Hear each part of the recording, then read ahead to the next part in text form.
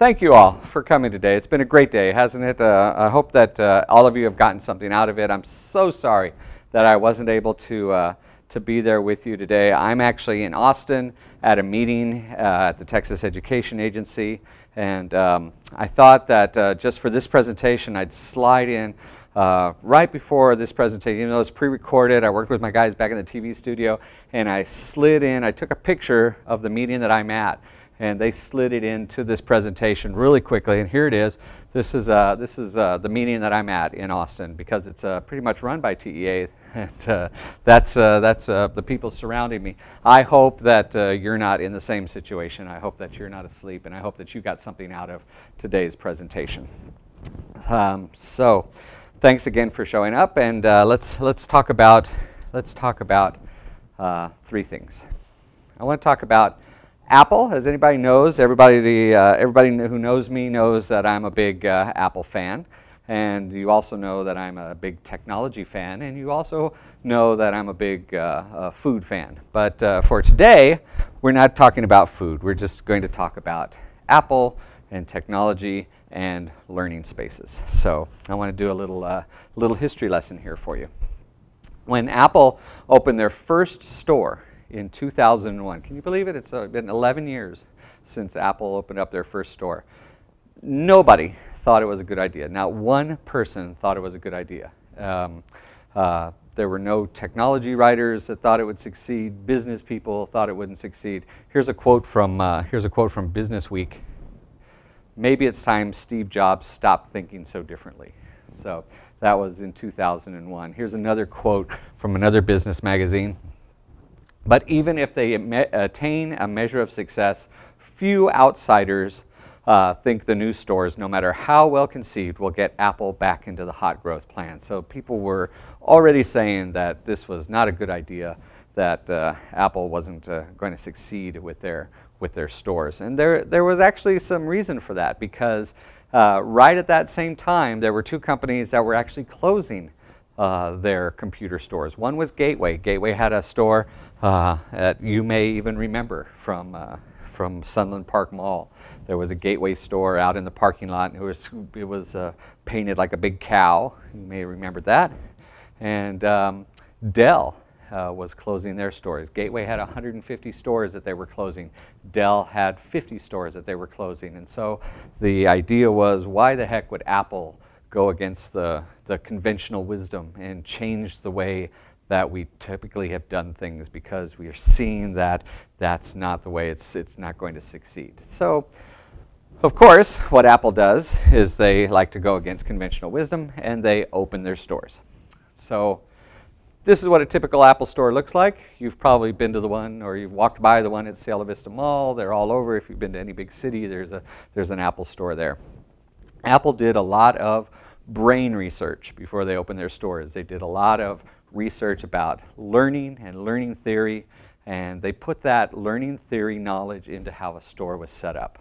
So have the stores succeeded? Yeah, they kind of have. They've actually become the most successful retail stores in the history of the world ever. I mean, of ever. The way a store is measured by success in the retail world is how much money it makes in a square foot per year. And so Apple stores make $6,000 per square foot for each store. That's an average. Some make more, some make less, but for average, that's where they're at. So if you compare that Apple store to, let's pick something like Tiffany's. Tiffany's jewelry. That's the blue one right there, is Tiffany's jewelry. Tiffany's makes about $3,000 a square foot. The average, that's the green in this slide, the average retail space makes about $750 a square foot. The purple there is the Apple, $6,000 a square foot. You can see that, of course, they're successful, that if they had listened to conventional wisdom, that if they'd gone with what everybody else had been telling them, that they never would have succeeded. So the Apple stores are very, very successful. None have ever closed. What became an interesting phenomenon when the Apple stores opened was that they became more than just a retail space. They became more than just a space where people would come in and buy stuff and then leave. What Apple found was that people came in and they stayed. And people came in and they stayed a lot longer than they normally stayed when they go shopping. And usually when you go in to go shopping, you kind of go in with what you have in mind. You go in, you purchase it, and you leave. Now, there's a battle of the sexes going on here. I know that one particular sex doesn't have a problem staying in a store longer than it should, and one particular sex tries to avoid shopping at all costs. I'm going to use my wife as an example of someone that loves to spend more time doing things. This is something that happened at a supermarket. My wife went in and just stared at the number of olives that were, the choice of olives that were there.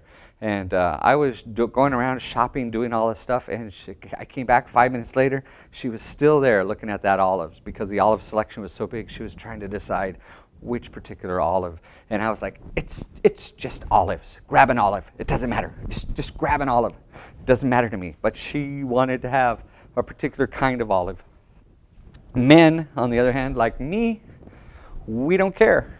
We go in and we buy it, and I need underwear. I need underwear. I don't care if they fit. I'm just going to go in and I'm going to buy it, and there. So I'm buying it, and and I don't wear that underwear, by the way. That's not my brand, unless it's on sale. Starbucks and coffee shops have that same kind of mojo, that magnetic space that Apple stores have. If you've ever been to a coffee shop where people stay for an extended period of time, you notice that they stay for much longer than they need to. They stay for a time that takes much longer than to drink a cup of coffee. They may stay there for hours studying or talking, but they stay there for a much longer period of time than they need to. And that's kind of that mojo space, that magnetic space feel that Apple stores have, that coffee shops have. And I thought that's kind of an interesting thing, that those spaces have that feel to them. So that got me thinking. Now, everybody knows that I like Apple and I like technology, but really, really, really, I love education. I mean, if I was given a choice between Apple and education, I'd take education. But I started to think, what is it about Apple stores and what is it about education that we can move them together somehow? Wouldn't it be cool if we could get that same feel, that same vibe in a classroom that we have at a store, at an Apple store or a coffee shop? What if we had that same vibe where students, or our customers in this case, wouldn't want to leave? They'd want to stay there much longer than they had to. What if they had that mojo that a Starbucks had? And that got me into learning about a whole study of something called learning spaces. And I started researching about learning spaces. And if you haven't ever done any research or look on learning spaces, you need to, because as campus leaders, you need to understand that the learning space affects the learning. That the way that the space is set up, the flow, all that kind of stuff, the traffic, how kids move in and out, all that affects how they learn. So let's look at some learning spaces, some typical learning spaces. This is a learning space from the 1940s. If you notice that there's a teacher desk, there are desks in rows, there's a teacher, and there's one person directing the learning.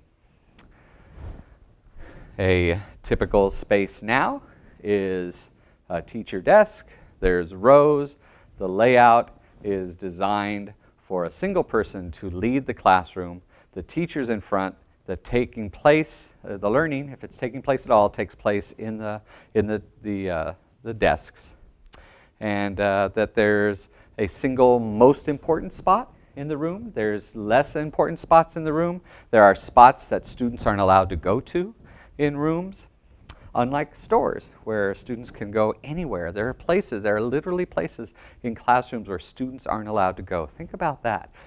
Blackboards or bulletin boards are an example of places where students aren't allowed to go to, for the most part. the whiteboard at the front of the room. Unless they're called to it, they're not allowed to go to it. And so what are these classrooms set up for? When I started doing some research on learning spaces, I found out something very interesting. The way that classrooms are set up right this minute, with rows and a space in the front, they're not set up for teachers, they're not set up for students, they're set up for one person in particular. And that one person in particular is the custodian. Classrooms are set up for the custodians to come in and clean quickly. It's a very, very interesting idea here that the classroom, for the most part, the classroom now, this is the classroom that's set up with rows and the teacher's desk in front, is set up in such a way so that the person at the end of the day can come in and sweep it clean. So the learning space isn't even set up for the learner. The learning space is set up for the cleaner, which I thought was very, very interesting. That's where we're at. That's where we're at right now. Rows, desks, teachers, desks, rows, desks. No movement. You're not allowed to move around unless you're given some special permission. You are not given a lot of space to collaborate or cooperate. You're set up in this space where we're not allowed to even get up and move, which I think is also very interesting because we're telling our kids that they need to exercise more.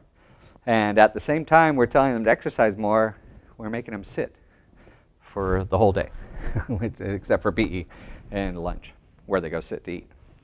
So let's look at an Apple space, and let's compare an Apple space to a classroom space. This is a typical entrance to an Apple store.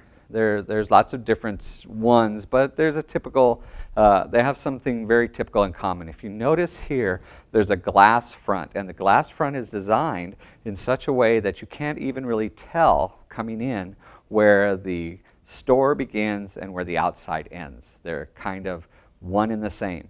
And so there's no real physical difference except that little piece of glass between the outside and the inside. Classrooms, on the other hand, you can tell very quickly where the outside is and where the inside is. And so one is inviting, one is offsetting. One's not inviting at all. If you go into a typical Apple store, the first thing you'll meet is an area of exploration where the products are set up and you're invited to touch and feel and play and explore. And if you have questions, you can ask questions, but no one bothers you. You can learn on your own. There's like this whole area of self-directed learning going on. And if you notice in this particular shot, and this is typical of all Apple stores, by the way, there's no chairs. It's designed for movement. It's designed for people to move around in, to go from one area to the next. You play with your iPod, and then you're sick of your iPad, you go play with the iPhone. You're sick of the iPhone, you go play with the computers. You don't like the computers, you go play with an iPad, so on and so forth. The next area in an Apple store is an area that actually has chairs. That's because there's a little bit more space going on there. There's a little bit more stuff going on there, and so you're going to spend a little bit more time. This is where you purchase your product and they help set it up. This is a place where once you buy it, you can explore, you can play with it. It's got a little bit more time spent. And then in the very back of the typical Apple store is something called a Genius Bar, where people go to have technical issues fixed. So there's three areas. There's the product area, the training area, and the help area. There's no front. There's no area that's more important than any other area. All the areas are of equal importance, or unimportance, depending on how you look at it. So those are three areas. If those three areas were a classroom, you'd have the front, which is the introduction and exploration to a topic area. You'd have the creation part, where they're actually doing some training, they're learning more. And then the back part would be an area where they're doing deeper learning. Now, I know some of you are out there right now saying, well, yeah, we have that already in our classrooms. We have that in stations where kids can go around from station to station to station. But even in those environments where the kids can go around from station to station to station, it's still teacher directed. The teacher's telling the students where to go from area to area to area. And I know that we have to have some level of control over the environment, but I'm kind of directing this toward our secondary classrooms, where this typically, where you have a station, typically doesn't take place at all. So what can you do? How can you take a classroom that you've got and make it more like an Apple store? Or if you don't like Apple stores, how do you make it more like a coffee shop? Well, we have to get rid of some assumptions about learning. We have to remove some of those assumptions about learning that we take for granted. We take for granted some things like learning only happens in classrooms, and that learning only happens at fixed times, and all classrooms should look the same, feel the same, be the same. Learning demands privacy. You need to sit down to learn. Students' desks are not learning tools. They actually are. All those things we need to get out of our heads and change the way we feel about those. Student comfort is not an issue. Students do not need to be connected to learn. Schools are not supposed to be comfortable. You know what? If you go to a store and you're not comfortable, you leave that store. If you go to a place and you're not comfortable, you leave that place. And so sometimes we have schools that are not comfortable places to learn. They're not designed for student comfort, but yet we assume that they're going to be there. So I'd like to challenge you guys. I'd like to challenge you guys to do two things. I'd like you to either go to an Apple store or to a Starbucks or any kind of coffee shop. Kinley's in El Paso is a pretty good one.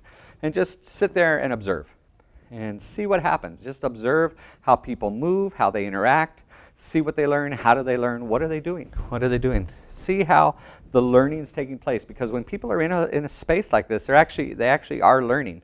They're just maybe not be learning in a traditional sense. I want you to look at this, space right here. This is an interesting learning space because all the walls are whiteboards. Every single wall is a whiteboard. A student can get up and start writing questions. A student can get up and write anything they want about this. They have questions, they want to leave a message, they can do anything they want. This is an interesting space. And so I want to show you a video about a product, and I'm not plugging the product here, but I want you to pay attention to how the space of learning changes once they did something very interesting. I'm Tai Nguyen. I'm the art teacher and yearbook advisor at Killian Middle School, and we're actually in the yearbook journalism class right now. Raise your hand if you're in the third quarter project. Okay. Here at Killian, we tend to go very progressively. We have a BYOT initiative where it's bring your own technology. We're a very forward, progressive type school where the kids incorporate their laptops, their smartphones, and tablets into their regular curriculum. And it's just a natural extension of how they learn. We definitely decided, the school entirety, that going forward with a more collaborative social learning environment allowed for more freedom of thought and more sharing of ideas, just like in the corporate world, where you do apply those real-life teamwork principles on anything you do. So I was researching and looking up for collaborative materials that would be a great fit for Killian, and I stumbled upon Idea Paint. I was just thumbing through all these great success stories with these corporations and classrooms, and I thought this is a really cool deal, and so I just decided to test pilot it with our kids, and our yearbook kids really took off with it. He actually told us about how you can paint and it'll turn kind of into a dry erase board. And so we all thought it was really cool when we were trying to decide what we would paint. And first we decided our tables.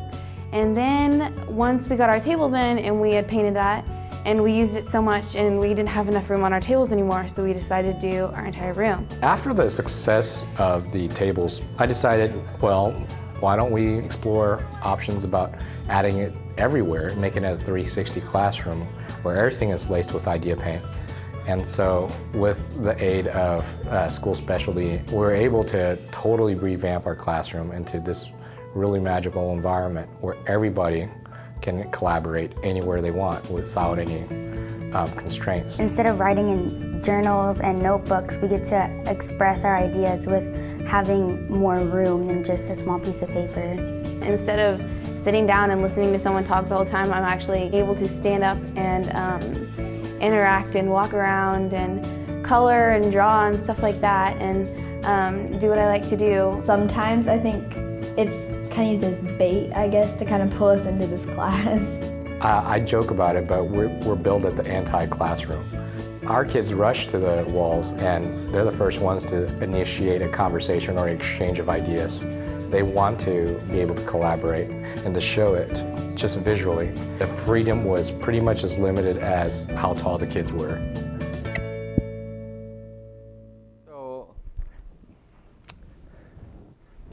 And again, I'm not plugging a particular product, but I want to, I realize that you don't have architectural budgets. I realize that you can't knock down walls without going through a whole lot of red tape. But I wanted to show you that video because that was a middle school in Texas. So they have to go with the same kinds of things that we have to go to. And so I want to leave you with some thoughts here. Please start small. You don't have to go in and make your whole classroom your whole school an Apple store, but try one. See if there's a teacher that's willing to try it out with you, to pilot something with you. If you change the space, you change the practice. If you change the space, you change the practice. If you change the practice, you change the learning. Create a magnetic space on your campus. I want to thank you all again for joining me today and being part of our first EdTech talk. Thank you so very much. Enjoy the rest of your day.